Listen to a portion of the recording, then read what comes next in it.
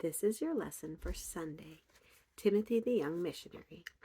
Timothy was a boy who grew up in Lystra. His father was a Greek and his mother was a Jewess, and they loved God very much.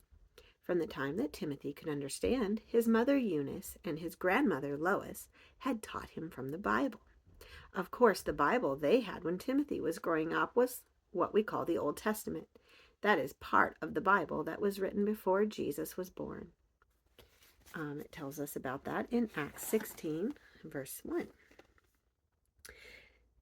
Then he came to Derbe and Lystra, and behold, a certain disciple there named Timotheus, the son of a certain woman, which was a Jewess, and believed, but his father was a Greek. That's Acts 16, verse 1. And 2 Timothy 1, verse 5 says, When I call to remembrance the unfeigned faith that is in thee, which dwelleth first in thy grandmother Lois, and in thy mother Eunice, and I am persuaded that in thee also. All right. Timothy knew the same Bible stories in the Old Testament that you know, and he enjoyed hearing them just like you do.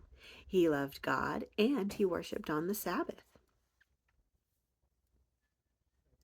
just like you do.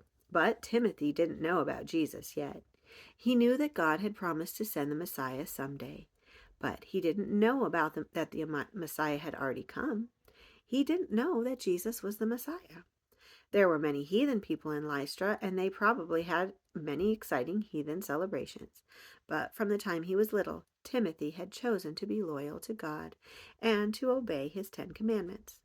When Paul and Barnabas came to Lystra, Timothy, his mother, and his grandmother heard them tell about Jesus. As they studied what the prophets had said in the Bible, they knew that Paul and Barnabas were preaching what they were preaching was true. And along with some others, they believed in Jesus.